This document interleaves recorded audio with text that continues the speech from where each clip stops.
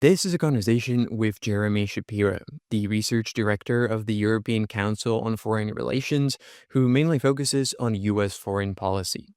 And in this conversation, we talk about one thing: Trump's war in Iran, one of the biggest U.S. military operations in the past 2 decades, and the decision to launch the war, which the longer it goes on and the more we find out about it, seems to get more and more confusing. And so we try to answer the many questions surrounding it.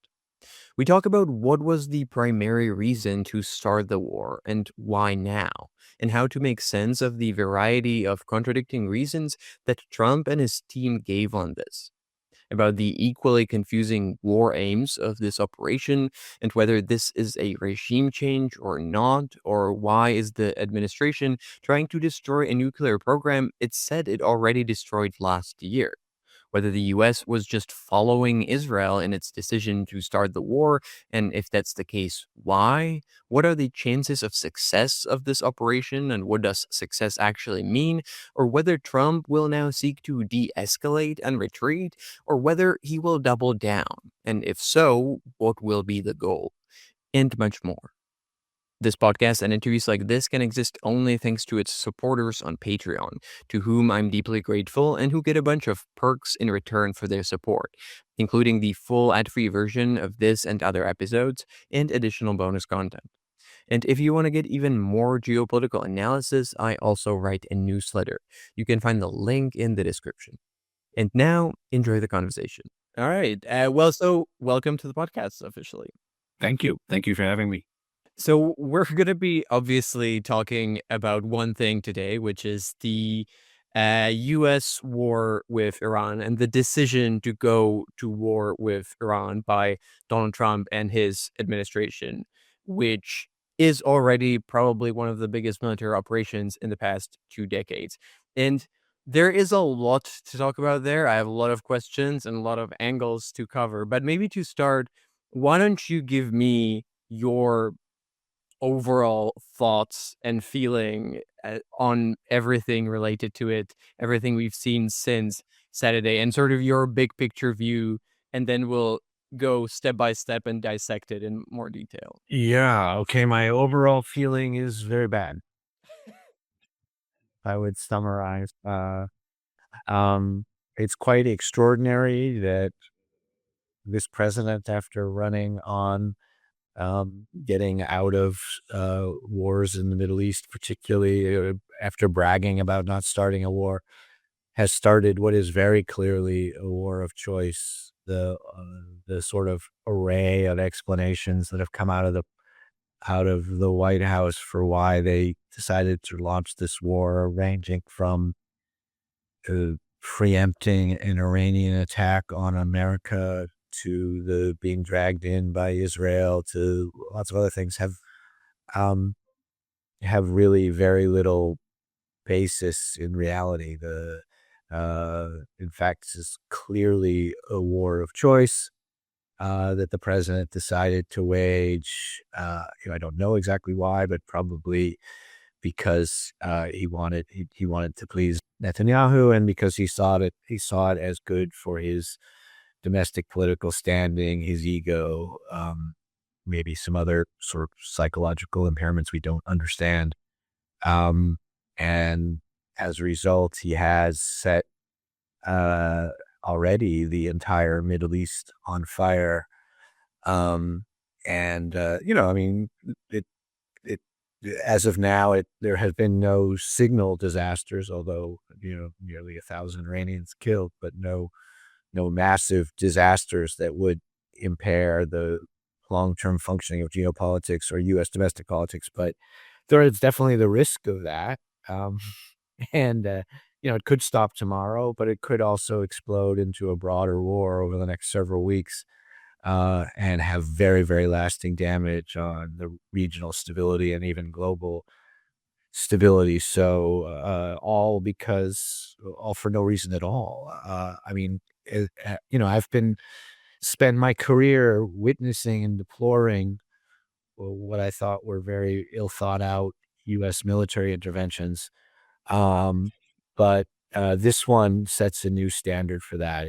Honestly, uh, it makes the Iraq War look like the Battle of Cannae. I mean, it is really shockingly stupid and irresponsible, and you can see the utter lack of planning or seriousness through which the administration undertook this, in the ways in which they have didn't even prepare, didn't even seem to apparently think about evacuation of American citizens, didn't think seriously about protection of U.S. military forces in the path of Iranian missiles, didn't think very seriously, apparently, about the possibilities for escalation, just sort of decided to pound things in order to pound things. So, as you can tell, I'm a little bit beside myself.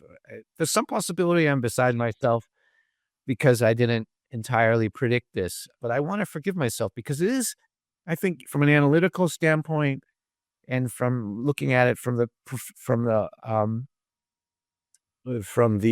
perspective of geopolitics, it is very, very hard to predict stupidity.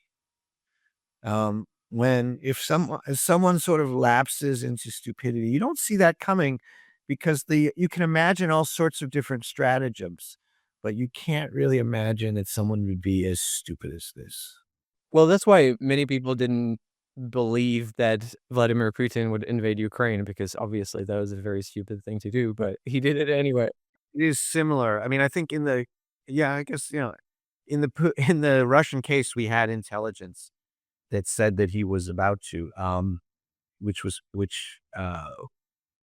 quite available in the 3 or 4 months before the war. But you're right, it was still, because it was broadly a fairly stupid thing to do, um, it was hard to believe. I think this one was even, harder because, we didn't quite have that intelligence to the extent that we understood what was happening. It seemed like it was part of a negotiating tactic, which did make a certain amount of sense. Um, and, uh, and, you know, so it was a bit more sudden, and I think it needs to be said, although I agree with you that Vladimir Putin's invasion of Ukraine was also stupid, it wasn't anywhere nearly near as stupid as this. I still think it was definitely pretty stupid. I think I wanna dive, deeper into a lot of what you've just kind of hinted at, because there's a lot more layers to go through, and I think that the way it makes sense to sort of talk about it is that I feel that when you're launching a war of choice, and I agree with you that this is obviously a war of choice, you should be kind of able to answer some basic questions about it, which basically to me is why are you doing it? Why are you doing it now? And what are your objectives? And probably uh, how you're gonna achieve those objectives. You would think, yeah. Yeah, one thing that I find fascinating about it is that, as you've said, the administration isn't really able to answer clearly any of those questions. So maybe if we start with the first one, which is why did they do it? Um, You've already kind of hinted at it, but as you've said, the administration gave a large number of reasons for why it had to happen. Even Donald Trump himself gave like 5, 6 different reasons. He's calling different journalists, telling different reasons to every single one of them. So maybe to dig a little deeper into why do you think it actually happened? What is it, just purely a whim, a spontaneous decision, or do you think there's one primary reason out of all the ones that were mentioned that is the main motivation for why, this has unfolded? Yeah, I think, Occam's razor tells us it's, usually the simplest explanation, and it's primarily a whim, a sense from the president. He was, by all accounts, really quite taken by the Maduro operation and the sense that the sort of gratification he got from that full, strong action that was incredibly successful. And he was seduced by, as to be fair, as many presidents have been before him, about of the with the awesome power of the U.S. military. which is quite something. It's just that if we've learned anything over the last 20 years, it should be that despite the fact that that military power is awesome, it is not a solution to a lot of the political problems and geopolitical problems that we have, are not alone a solution. And I thought that that lesson had been well incorporated into the U.S. thinking. It has, in fact, but not into Donald Trump's. So he mostly did it on a whim. There is a sort of decision making process in this administration, which is, I think process is a sort of kind term for it. It's not a process like we've had in previous administrations, which is sort of which tended to be quite orderly and tended to be very focused on bringing in all of the key stakeholders,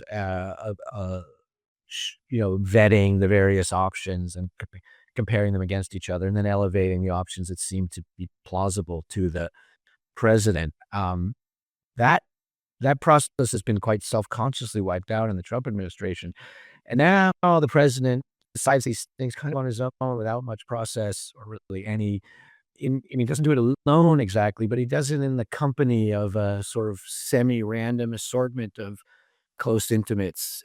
In this case, Netanyahu seems to have been very, very important. But I think there were other sort of supporters of Israel, who have access to the president and were able to push him in this direction. Um, and but what they were doing in the way that these people who are around the president do on any issue is they were able to appeal to his ego, to his vanity, and to his pretensions for glory. And I think that, I think that quite a lot of people in those circles have learned how to manipulate the president into getting him to sort of adopt their ideas. You have to convince him that it will be, rewarding to him from an ego, even from a financial perspective, and that it will be relatively easy, and that there isn't a lot of risk. And I think those things were Netanyahu and a few others were able to accomplish that in this case, and I guess that's why he did it. But let's be honest, I could be wrong. This is a lot of speculation. What we know is that none of the explanations that have been given, and as you pointed out, there's been like 6 or 7, make any sense at all. So we can rule out the ones that have been given. We could go through why those things don't make any sense, but I think that's well covered out there. And I think that, frankly, just the fact that they're ricocheting between them at rapid speed implies that even they find them difficult to sustain. Yeah, yeah. Well, that was sort of my understanding, is that the reason why we're hearing so many different explanations from not just Trump, but Rubio, Exneff, plenty of other people within the administration, is that I think, or probably because none of them really know, and none of the explanations fully make sense, as you've said. So it's kind of throwing a lot of things out there to see what might stick. Yeah, but that very that very process, that very the way that they're doing it implies that it was a whim. That it implies that literally they never had a conversation with each other about why they were doing this. Um, and that the entire leitmotif of this administration is that the president does something, and then the people around him don't really know exactly why he did it, and they try to fill in an explanation which makes sense to them and which they hope he will like. Uh, and sometimes they get it, and sometimes they don't. Um, and, and but they don't actually have a cabinet meeting or an NSC meeting where they sit down and say, "Okay, we're doing this, and this is the reason, and here's the message, and here's what you have to do, and here's what you have to do." Uh, the process doesn't work that way. Yeah. Well, what I find particularly strange is I think the scale of what we're seeing, because I think it's one thing to, on a whim, launch a limited airstrike somewhere that will probably remain contained. But then I feel like in terms of scale, this is far bigger than anything Trump has done before, and also in the way that it keeps going, and it doesn't seem like it's about to stop. So it feels that for something you're doing on a whim, it's something that has really, really profound consequences, which to me is the most confusing aspect about, or one of the most confusing aspects about it. I suppose. I mean, I would say in the first instance, the shadow of the future does not weigh very heavily on Donald Trump. He's a guy who lives for the moment, more or less, and he doesn't. I've noticed throughout his career that when people like you or I sort of come up and say, "Well, if you do that, this could have the following consequences next year or 10 years," and he's not interested in that. He just doesn't think that way. He has a sort of forward-looking thoughts of a toddler. Um, in the second instance, I take your point that this is a bigger operation than Donald Trump has undertaken before, and it seems to be lasting, and it will probably last longer. Um, at the same time, this isn't that massive an operation by the standards of the U.S. military. They had to assemble basically 2 aircraft carriers and, a few other assets and bombers from the United States. They didn't use a lot of the bases in the Middle East. They didn't use, because they didn't have permission. I think they'll start using them. Maybe they didn't use a lot of the European bases they didn't have permission for, at least not that we know of. All of the sorties, as far as I understand it, are being launched off of the aircraft carriers and a couple of other missile platforms. Um, so it's a big operation, but I think it's worth remembering just how big the U.S. military is. I mean, this is 2 aircraft carriers, basically. We have 11 of them. Um, uh, the This is using a significant portion of um, some important types of munitions and some important platforms. So it's not. I don't want to say that it's just a sort of residual in the U.S. military. It's a big deal, but it's also not on the scale of the 2003 Iraq War, or even I would say that the Libya War in 2011. Um, at least from the U.S. perspective, I think obviously the Israelis are adding a significant portion of strikes. Like as I saw yesterday that they had done 2,000 sorties in, I think it was 4 or 5 days. That's a lot. I don't want to diminish it. It's actually quite impressive. Um, but it isn't a massive deal for the U.S. military. They have a lot more that they could do. Or at least they could generate a lot more combat power. I'm not sure what they would do with it in Iran, but they could. But they have it. Yeah, yeah. Well, I guess speaking about the size of the military, that kind of speaks to what you've mentioned before, that every US president ends up, in a way, kind of tempted by the fact that you have this awesome, huge military that's just sitting there, so you're tempted to just use it, and when you have this big hammer, everything starts to look like a nail, and then every 10, 20 years, the US relearns the lesson that maybe this is actually not the best way to think about it. More often than that, I think. I feel like pretty much every president has had to learn this. Every president since Lyndon Johnson, basically. And it is a big problem. It's interesting to note that every president since George W. Bush has run on not getting into war, and not using war as an instrument of foreign policy, because I think they already knew this lesson when they were running. But that every president since him, Trump was the exception in his first term, but now he's not. Has nonetheless gotten into a war. Actually, gotten into a war in the Middle East, more or less. Biden sort of did. All the others absolutely did. And uh, to me, that implies that there are some incentives in the U.S. presidency that tempt you toward that type of to that type of activity. And yeah, one very important part of that, necessary part of that is the capacity of the U.S. military to have at least short-term effects. Um, but every president knows that it has problems in the long term, and yet nonetheless takes those risks on. I think also that there are important incentives in the domestic political structure of the United States toward these type of activities, which are basically that presidents find that on domestic policy, it's very hard to be decisive. It's very hard to be popular. It's very hard to create sort of action that glorifies you and which unites the country, and that nothing does that like a military operation.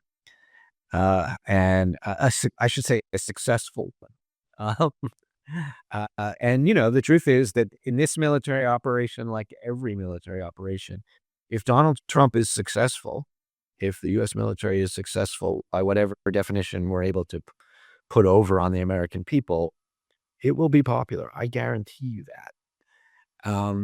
If it fails, or if it's seen to have failed, it will be unpopular.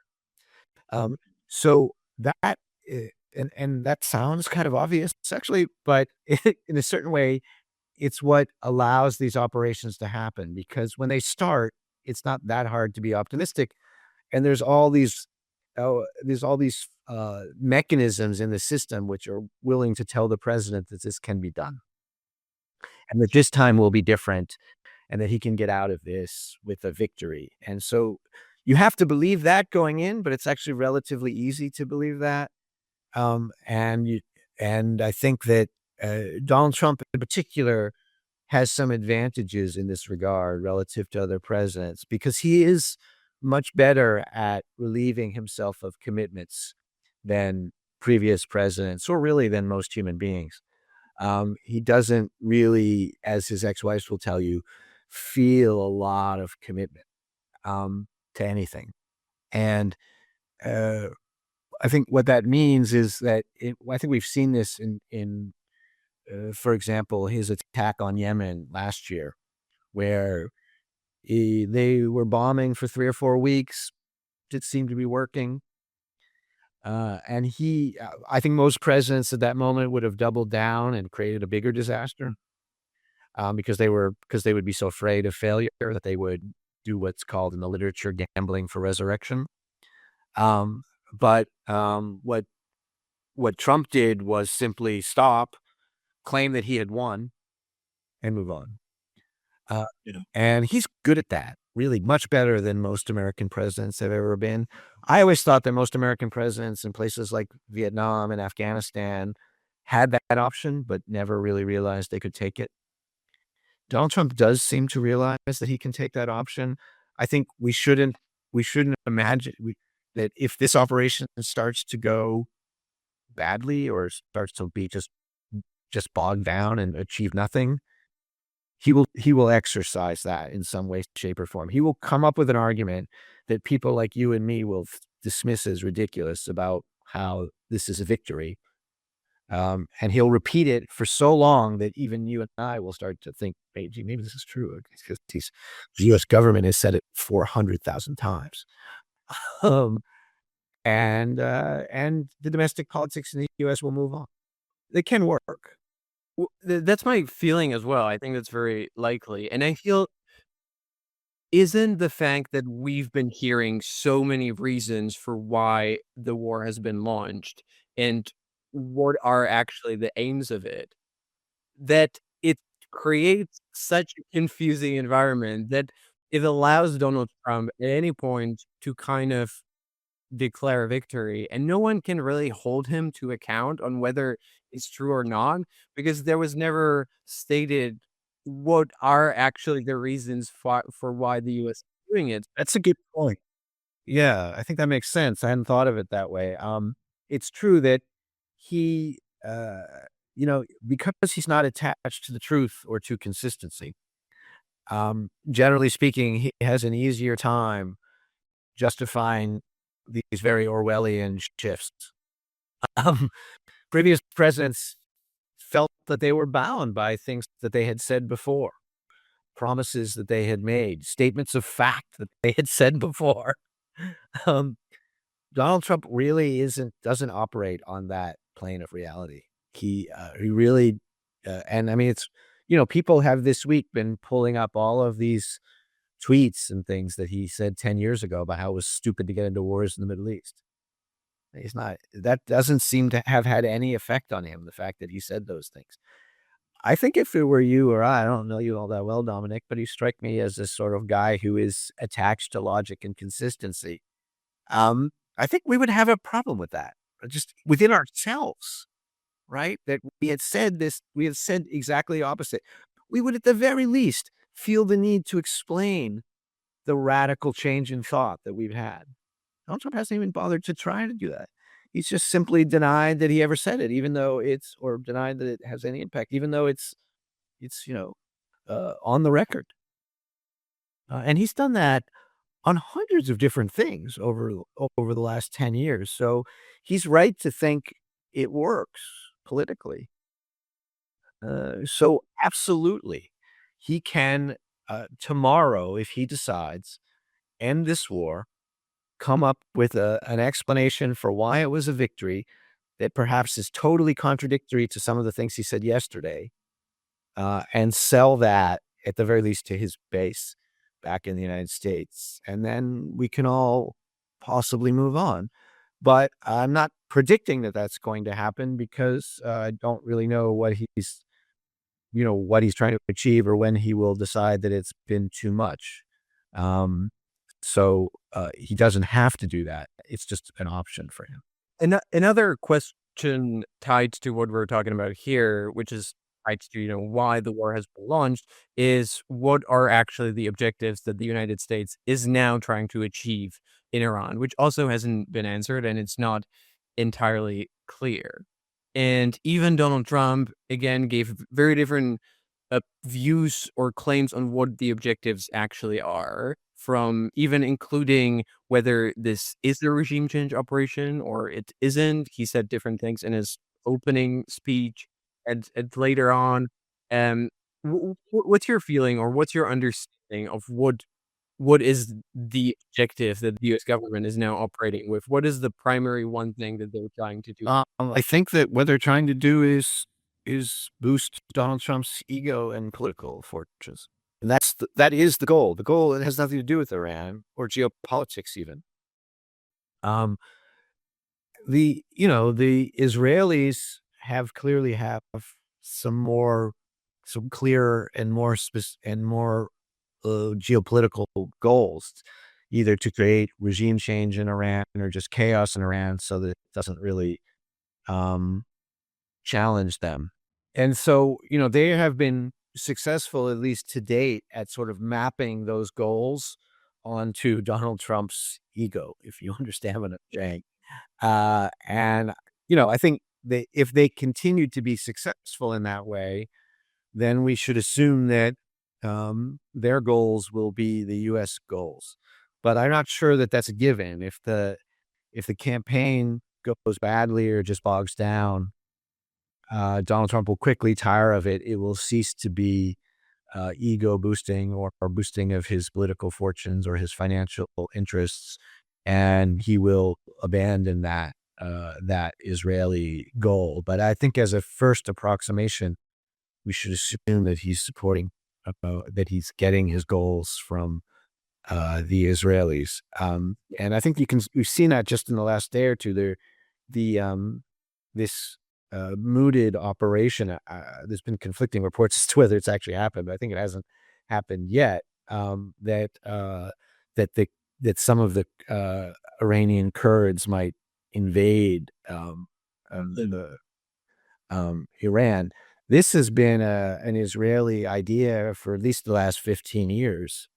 And the fact that the Americans are latching onto it and that Donald Trump is latching onto it in the last few days, apparently they didn't think of it much before the invasion, the attack, implies that they are still getting a lot of their ideas from the Israelis. Yeah, yeah. Well, so it kind of seems to me like there are maybe 3 different sets of goals here, or that would be a way to understand it, which is 1, the Israeli goals, then the US interests, and then sort of Donald Trump's own political goals or his personal ego-driven motivations. Is that, maybe a good way to try to understand this? Yeah, I guess I do. The U.S. goals have been uh, considered. I don't think that from a national interest standpoint, this has anything to do with because I guess I'm biased. I had pre-existing views, and there are Americans who feel differently. But I don't think that this makes any sense from the standpoint of U.S. goals, and I don't think, maybe more importantly, that they've entered into the decision-making process of the president. So, although you could show that there are U.S. hawks, U.S. neocons that have had these types of goals for a long time. I don't think they were very important for what's happening here. I think that this was mostly about um, uh, Israel and their ability to convince the president, and above all, the president's ego and sense of his political interests. Um, I mean, I'm sure that, Lindsey Graham called him up and said we should do this. Um, but Lindsey Graham has been calling him up every day since 2016 to say that.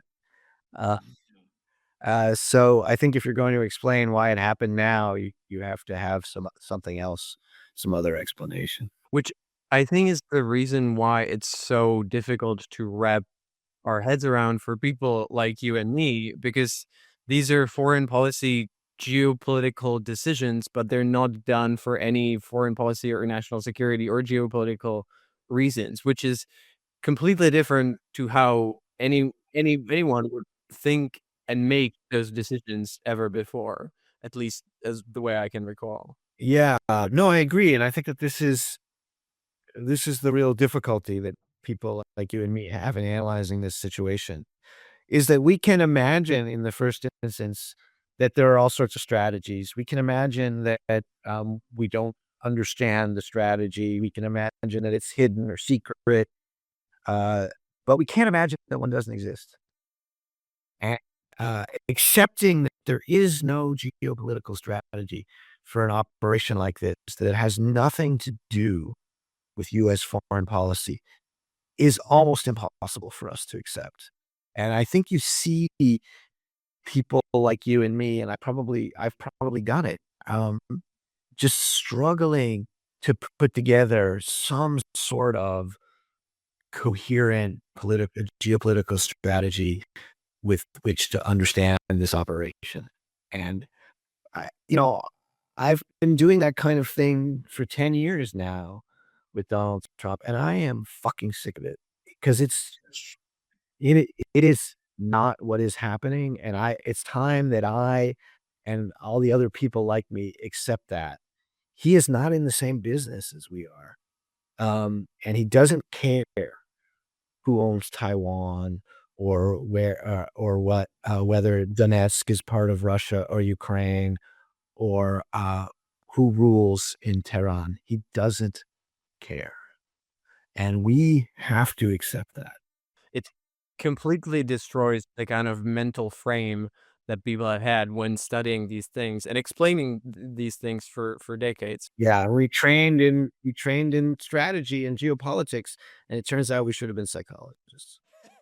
So why do you or do you think that when people very heavily analyze it and there have been views or opinions that actually all of this is about China and this is part of a 4D chess Trump strategy, which to me seems bizarre if you look at how Trump operates. But do you think it's maybe because people are not able to accept that this is just as simple as you're describing?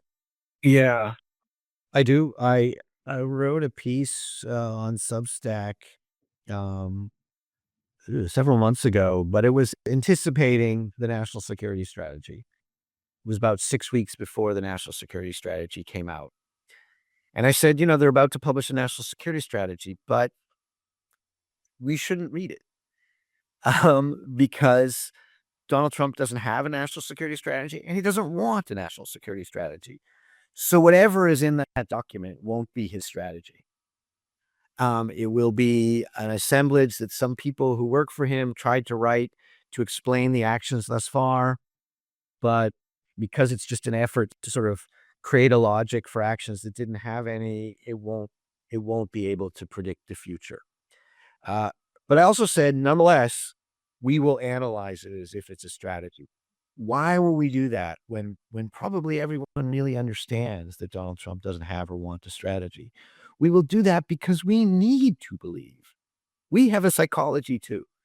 We need to believe that there is a strategy. We need to believe that in this utter chaos of a world that we're witnessing, we are not being led by a madman who is only trying to satisfy his own ego and his own interests. And so it is a psychological need, a social psychological need that we as a culture, we as a people have to believe that there is a strategy.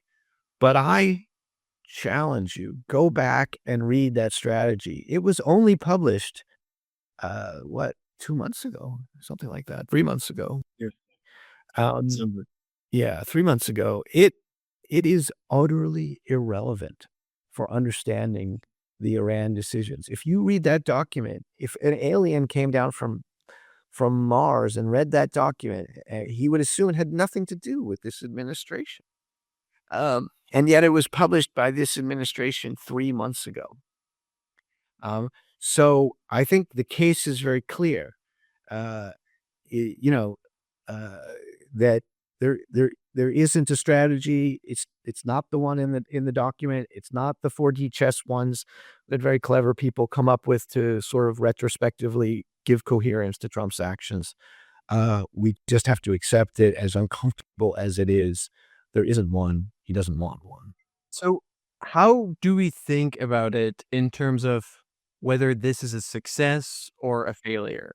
Because you've said yourself that the American people will be popular in the US if this ends up being a success. But from what we're kind of talking about, if that for Trump, there basically aren't any real objectives and any real reasons, it becomes really hard to assess whether this is a success or a failure. So, what does success and failure actually mean? And so, where we are right now, I guess, do you think it is a failure, or do you think it could be a success? What's your view? Thank you for listening to the free part of this interview. The conversation is not over yet, but the next part is only for the paid members on my Patreon or Substack. I try to make the best possible geopolitics content, and I put a lot of effort and time into this podcast. And there's quite a lot of costs that I have to pay that are associated with it. It's the supporters on Patreon that allow me to do all that, and making part of every single interview exclusively available only for them is my way of saying thank you, since without them, it just wouldn't exist. So if you want to listen to the rest of the interview, ask questions to guests who appear on the show, or myself, get bonus content and my own takes on geopolitics, become part of an active community of geopolitics enthusiasts, and most importantly, make the continued existence of this podcast possible, do consider becoming a supporter. It really helps. To join, you can find the link in the description or go to patreon.com/decodinggeopolitics.